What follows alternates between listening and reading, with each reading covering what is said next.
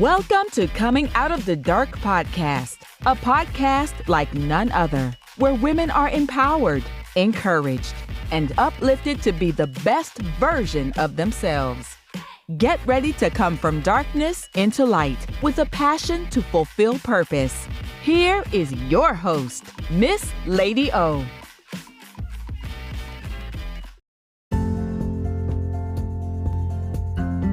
Hello, thank you for listening to another episode of Coming Out of the Dark. I'm your host, Lady O.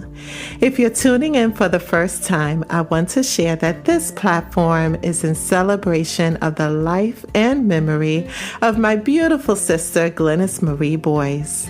She is the inspiration for this platform. All that I do is in celebration of her life, and what she means to me.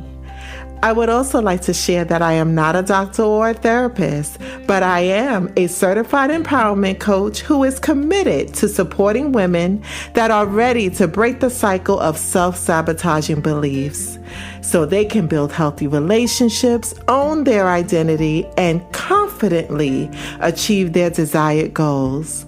It is my life's purpose to encourage, empower, and uplift, and I am honored to do this on this platform.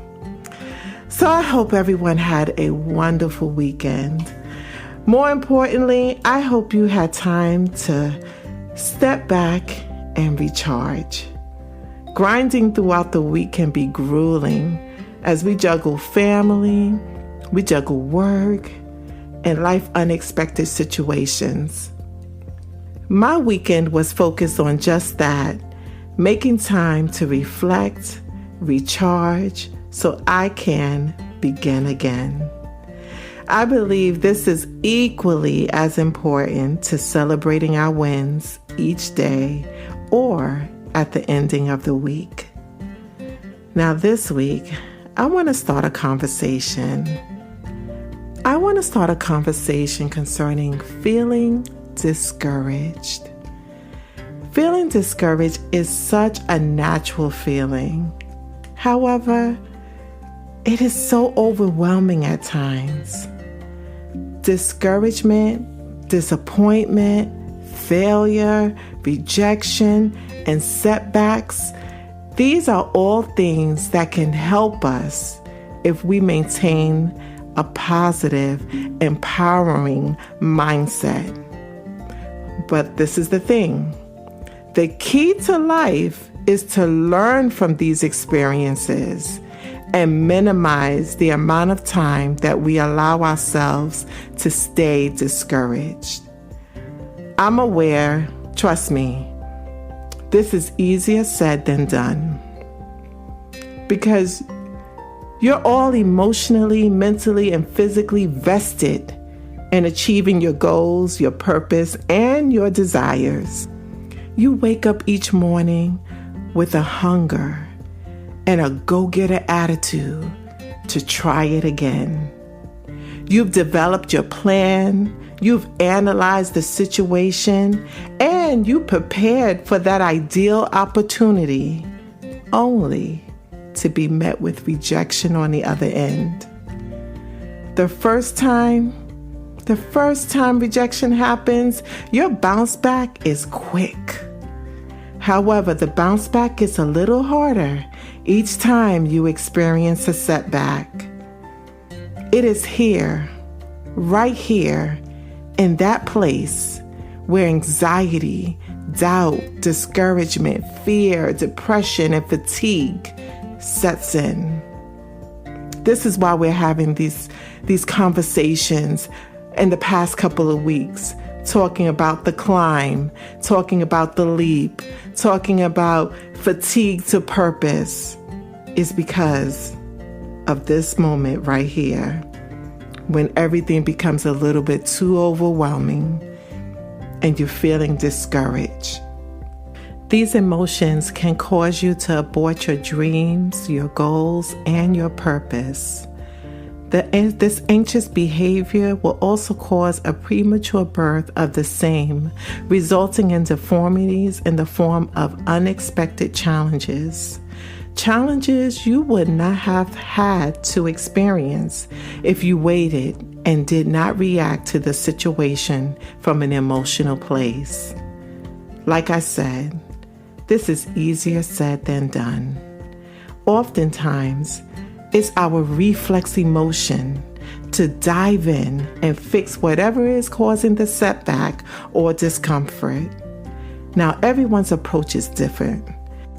It can range from mimicking the steps of others, consulting the advice of others, or trying multiple tactics at once in hopes something will unlock what is causing you to be stagnant along your journey. I don't want to limit this process to achieving goals of business or career. I want us to also explore how we're approaching healing from traumas in our lives. We want to get to the feel better place so quickly. We miss the mark of self-care. We miss the mark of reflection and examination. Everything in life has a process, and we are to honor the process by walking through it step by step. Not to worry, because it's not a race to the finish line. Your focus, your process, in your time, because your process is personalized to you. So however long it will take you to heal of your broken heart, death of a loved one, failed business venture, career transition, weight loss, redefining and restoring relationships, or believing in yourself to live a life without limits to achieving your goals, dreams, and purpose. Nothing just happens.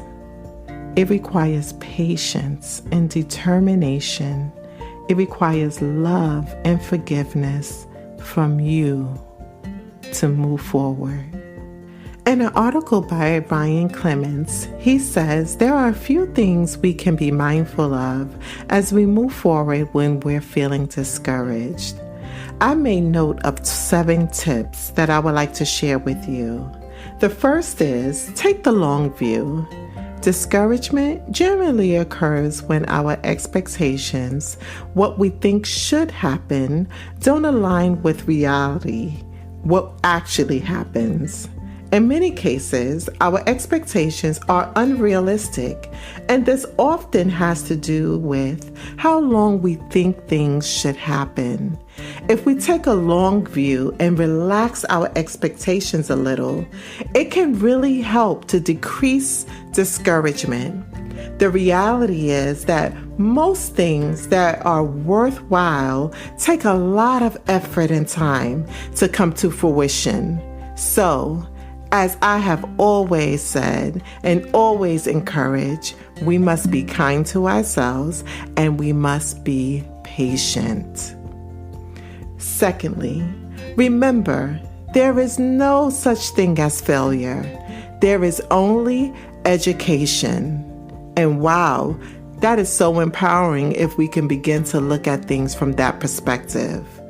When we feel like we have failed at something, discouragement often follows. However, failure doesn't really exist except for the meaning that we give it.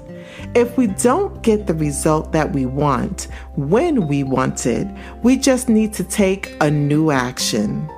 We can choose, instead of thinking of failure as bad, to think of failure as, I learned something today. I'm educated on how I can do better. I'm educated on how I can move forward. When we view it in this way, we realize that failure isn't something that is bad or something to be avoided. It is simply feedback. It is information that we need to improve. When we think this way, we ease discouragement. The third point is stay true to our vision. See it again in our mind. If we are feeling discouraged, let's look at our vision again. Think about what we want to create in our life. See it clearly. Feel what it feels like. If the image came into reality, what would this mean for you? How would you feel? Once we see it and feel it, we will also feel empowered and our discouragement will dissipate. Fourth, don't let our ego get in the way of our development, because ego is sure to get in the way. Our ego is often the primary cause of our feelings of disappointment and discouragement. It doesn't have to be this way. We can control our ego. When we do this, we are on the path of development. When we are internally strong enough to handle constructive criticism and feedback, we receive the rewards of growth. Growth is what we need. Growth is what we desire. And growth is what brings us to happiness. When we are growing, we feel good. When we are growing, we feel alive. We feel vibrant. And we are not discouraged because we are in a happy place. Another note is to detach from rewards. Focus on our actions and giving our best work. If our sole motivation for doing something is the reward that we might get from the action, then we are setting ourselves up for discouragement. Action should be its own reward. When it is, we are forever free. Freedom is at the heart of happiness, which is what we're always striving to achieve. When we don't need someone else's praise for doing something, when we don't need the likes on Instagram or Facebook, when we don't need someone to applaud us in the corner at every move that we make, for performing our work, for doing things well, then we are truly free to just focus on our work and make it great. When we create great work, again, we are moving into the happy place, which is then taking our power back from discouragement. Another point is to change our rules for being happy. I know we haven't thought about that. Take some time to think about it. Do you need to change your rules for what is making you happy, how you are defining happiness? What must happen for us to feel successful? Is it in our control? If it isn't, then we might be setting ourselves up for failure. By rules, I mean the set of circumstances that must be present for us to feel accomplished. What are those things? What are those markers for you that is saying, I arrived if I did this. I made it if I did this. I feel accomplished if I did this. For example, if I have a rule that says, something must happen to feel successful, what if I don't ever reach it? That's a question. Ask yourself. Or even worse, does it mean that I never get to feel successful until I reach it? Wow. That's tough. That is a sad way to live. Just thinking about that. So much pressure. It's a heavy weight. We must create rules that serve us. We must live by rules that are within our control. And final point, in addition to everything that was just discussed, I hope everyone has a mentor that they can go to, a tribe, a friend, someone that they can confide in, because it's so important. I always say we're not built to live this life alone, and we're meant to collaborate with others, to fellowship, to have relationship with others. It's so important to allow your ideas to flow freely, authentically, without judgment. Our mentor can be a great source of wisdom when we are feeling down. So when discouragement rears its ugly head, because it will, go have a cup of coffee or have a phone call or sit and just have a conversation with your mentor. They will be able to give you wisdom based on experience. In many cases, they will also give you tough love and help you to snap out of it if, we are feeling sorry for ourselves. They will also help us to make a specific plan of action to work our way out of discouragement. Now, all of those things are great. They are all great actions that we can take to overcome feeling discouraged. For me, in addition to incorporating the actions that I mentioned, as a Christian woman, I want to tell you that I go to God because I do feel discouraged at times. I don't only feel discouraged in my career aspirations or entrepreneurship, but I feel discouraged when I'm still grieving.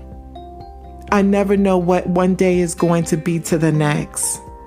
I feel I'm human. I have emotions. Every day is not the sun is shining for me, even when it is outside. I struggle just like everyone else. And that's why my relationship with God is so important. Because with Him, I'm able to share my feelings. With Him, I'm able to ask for guidance. And I know now even more that once I do, that I am to be still until I know in my heart that I have a clear direction. I know I shared a lot of information, but if truth be told, we are all experiencing some level of discouragement in one area of our lives or another. I don't know why this is a topic that some feel that we cannot express it. We cannot show our vulnerability, that we have to portray this level of perfection. I think we would get further along in our process if we will be open to each other, to allow ourselves to be vulnerable without judgment, and understanding that everybody's path is different. And everyone has the right to make a decision on their path and decide how long they want to be in this realm, on this journey that they are taking in life. It's not easy, and no one said it would be. But one thing I can say is that I am here with you, and I hope this has been helpful to you and that you can use this information as you continue along striving to achieving success in your own healing, your mental and physical and emotional health. I hope this was so helpful to those of you who are entrepreneurs and businesswomen, and anyone who is going after their purpose and their dreams and goals. I am with you. I am learning just like you. And I just want to encourage you to feel free to join me every Friday in the Breaking Barriers That Stifle Your Confidence room on Clubhouse. Because it is there we begin to unpack this topic. And it's your voices that rise up and is heard so that we can learn and grow from each other. I again say, I welcome your voice and your energy as we cheer each other in celebrating our wins for the week, because that is also important as well. We so often elevate the things that have gone wrong, that we miss the opportunities to elevate the things that have gone right. We have to create that for ourselves because it's not going to be created for us. Don't wait for someone to shine the light on you, but you shine the light on yourself because you are worth it and you are striving and you are believing and you can do it. Until next time, let's be intentional and go about this week with boldness. And I want that boldness that says that we are claiming it and we will own it and we will be it because God said we can.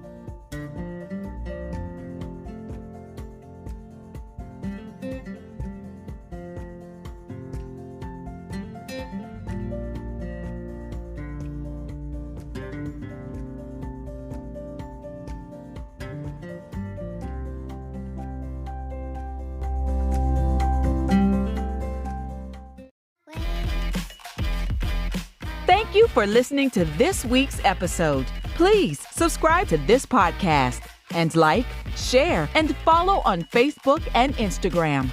Until next time, be well, be safe, and be kind to yourself.